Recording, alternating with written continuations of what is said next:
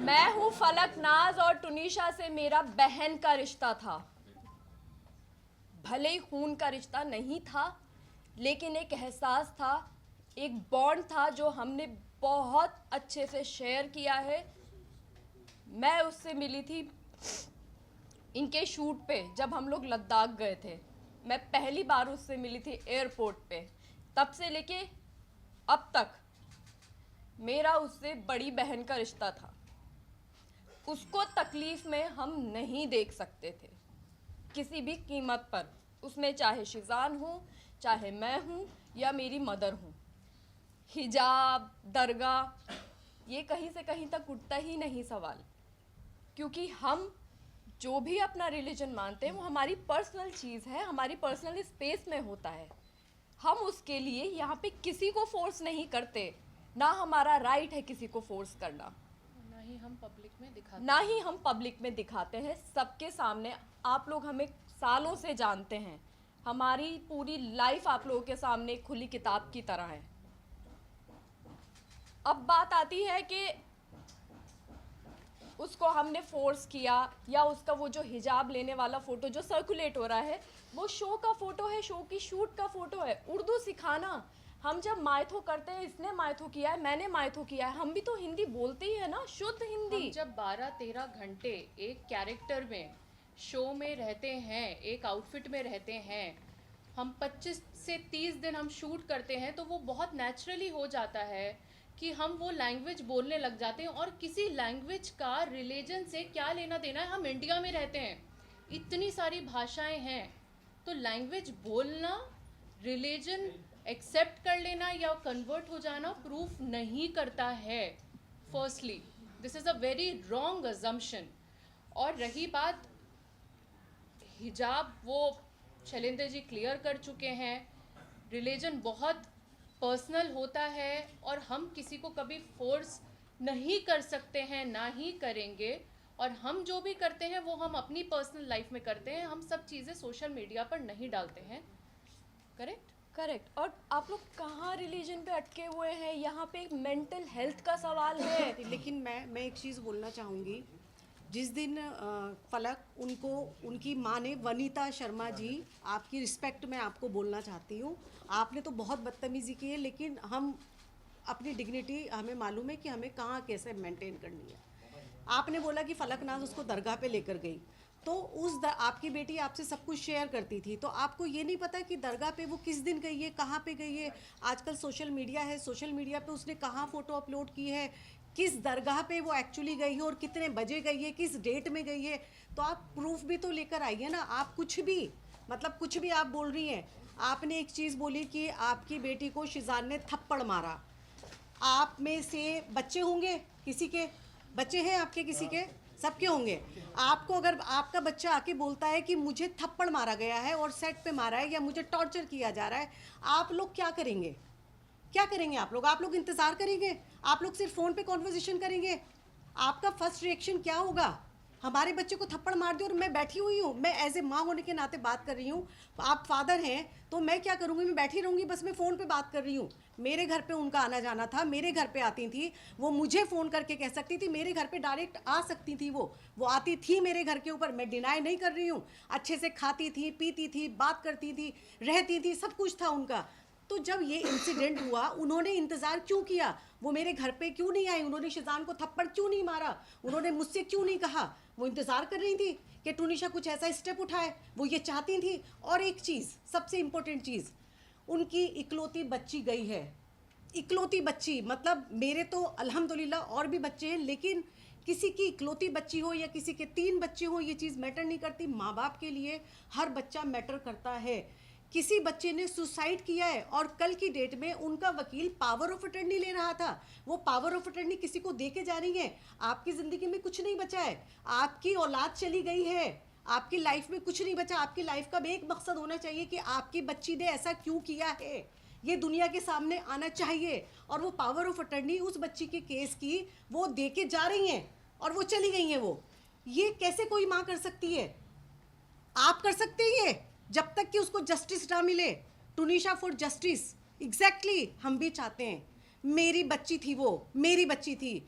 हम लोगों के लिए, हमारी फैमिली के लिए सफ़र कितना मुश्किल हो रहा है, ये हमें पता है, हमारे ऊपर वाले को पता है कि एक तरफ वो बच्ची जो हमारे बहुत क्लोज थी मेरे घर की, वो सबसे छोटी बच्ची थी।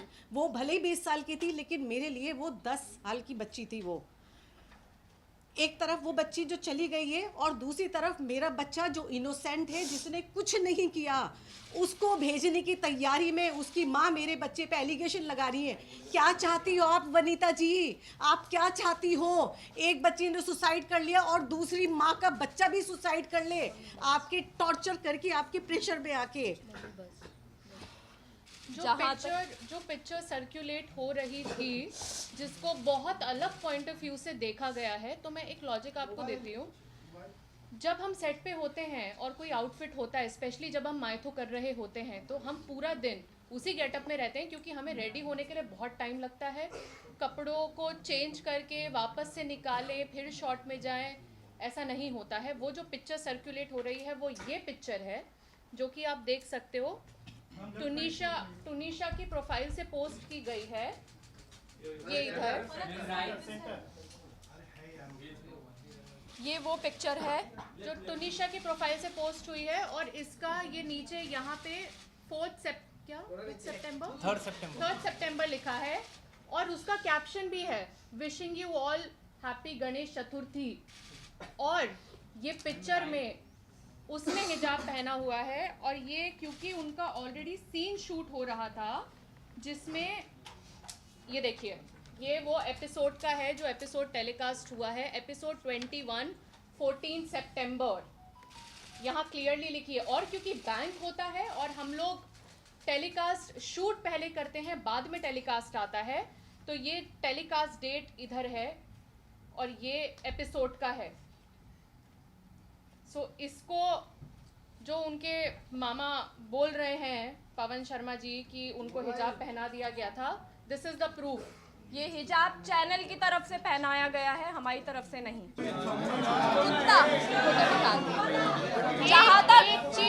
जहाँ तक उन्होंने कुत्ते की बात की है कि उनको कुत्ते से डर लगता है, उनको कुत्ता पसंद नहीं था और हमने जबरदस्ती कुत्ता दिलवाया, तो मैं ये यहाँ पे अभी क्लियर कर देती हूँ। ये वनीता शर्मा जी हैं, यहाँ पे नीचे संजीव कौशल का कुत्ता है जिसकी 20 दिन पहले डेथ हुई है, और ये जर्मन शेफर्ड है, ये चंडीगढ़ का कुत्ता है। ये फोटो संजीव कौशल के घर का है जो मुझे टुनीशा ने भेजा था, क्योंकि वो उसकी विश थी, बकेट लिस्ट की पहली विश थी टुनीशा की कि उसको एक पेट चाहिए, बिकॉज वो मेंटली बहुत सफ़र कर रही है और उसको प्यार चाहिए किसी से। वो एक डॉग लेना चाहती थी, और ये उसने तब मुझे भेजी थी कि आप ही सी, मम्मा को बोलती है एक तरफ के डर लगता है, दूसरी तरफ वो इतने बड़े कुत्ते के साथ लेटी हुई हैं। आप देख सकते हैं, ये आप सबको दिया जाएगा। इधर कुत्ता।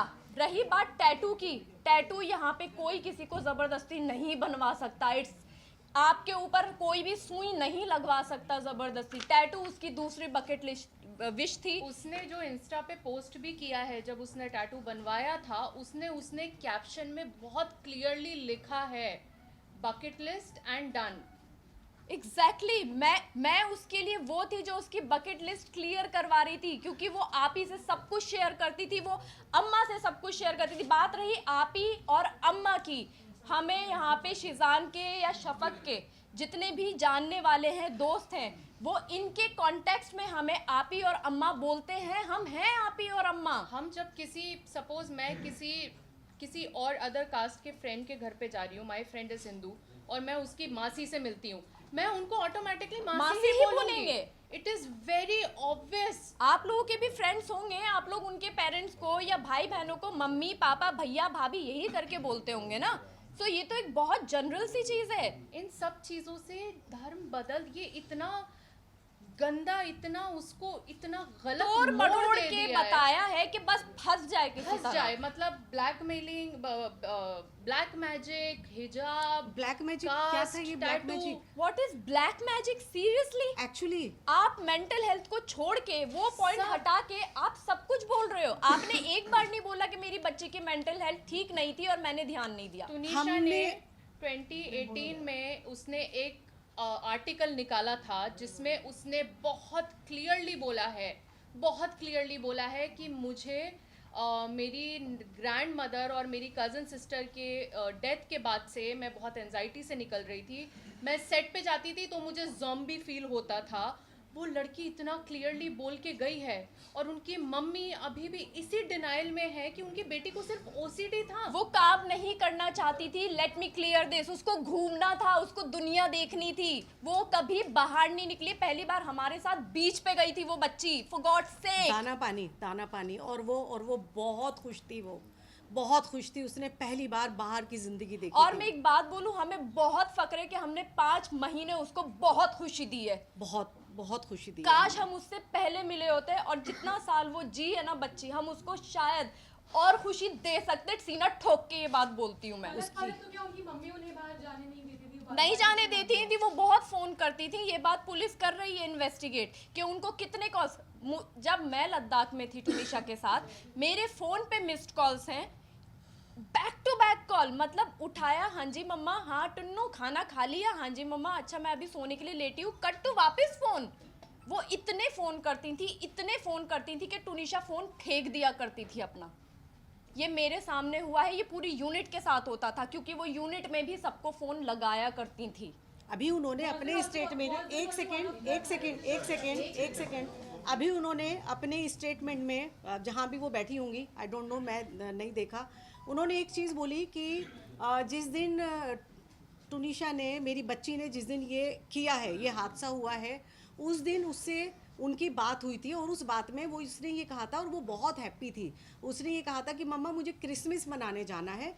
तो उन्होंने ये कहा कि बच्चा कोई बात नहीं है, मैं तेरे ईपी से बात करती हूँ और मैं तेरी टिकट कराती हूँ। अगर तुझे छुट्टी मिल जाती है तो मैं तेरी टिकट कराती हूँ। लेकिन उन्होंने ये नहीं बताया कि 2 एल्बम सॉन्ग वो साइन कर चुकी थी और करे नहीं थे, वो करना नहीं चाहती थी। वनीता जी ने वो साइन करवाए थे म्यूज़िक एल्बम। 24 तारीख की रात की उसकी फ़्लाइट की टिकट हो चुकी थी क्योंकि 24 को जिस दिन उसने ये सब किया है, 12 से 1 बजे के बीच में मेरी उससे फ़ोन पे कॉन्वर्जेशन हुई है मेरी उससे।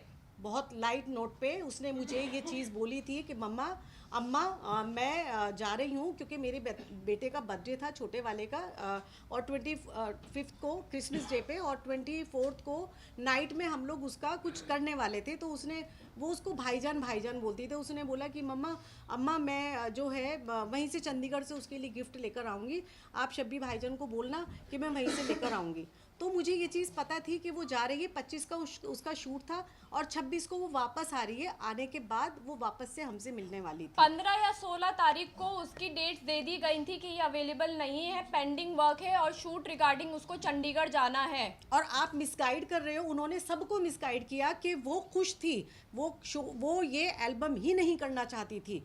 आपने कहा कि उसकी टिकट नहीं हुई थी, मैं करवाने वाली थी और मैं उसमें उनके प्रोडक्शन में छुट्टी के लिए बोल रही थी। टिकट तो ऑलरेडी बुक थी उसकी, आने की और जाने की दोनों की थी, छुट्टियां ऑलरेडी लगी हुई थी। वो ये सॉन्ग इसलिए नहीं करना चाहती थी क्योंकि उसका फेस खराब हो रहा था बहुत ज़्यादा। उसने मना किया था कि मैं इस फेस के साथ शूट नहीं करना चाहती अम्मा, मैं ये शूट नहीं करना चाहती हूँ। बट उसको फोर्स किया गया एज यूजुअल।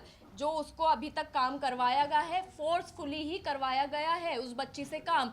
वो बच्ची काम नहीं करना चाहती थी, वो शूट पे जाना ही नहीं चाहती थी, उसको रेस्ट करना होता था। Subscribe to Midday India. Get direct notifications on all our videos by clicking on the bell icon.